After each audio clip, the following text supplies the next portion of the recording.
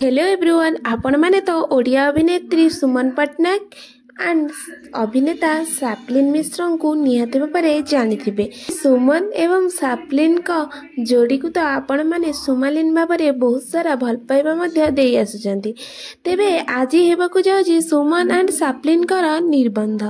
तेबे ए विषय संपूर्ण तथ्य जानिबा को चाहूतिले भिडियोटी को लास्ट पर्यंत निश्चय देखंतु।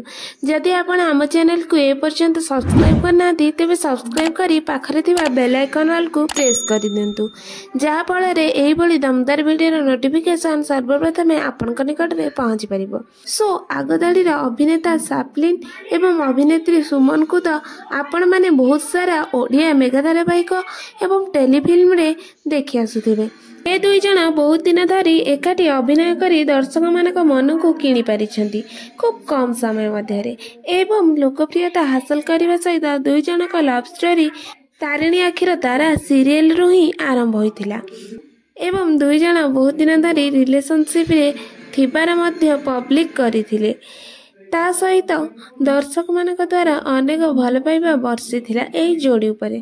तेबे आज ही हेबाकु जाउची सुमन एंड सापलिन एंगेजमेंट। ए खबर को नहीं सापलिन एंड सुमन बहुत दिन धरी सोशल मीडिया रे मध्य अनाउंसमेंट करथिले एवं एहार प्रस्तुति खूब धूमधाम आकारे आरंभ होबार सोशल मीडिया रे देखा जाउची। तेबे दर्शक बंधु ए दुई जन को जोड़ी आपण मानक केमिति लागे कमेंट माध्यम रे निश्चय जणातु।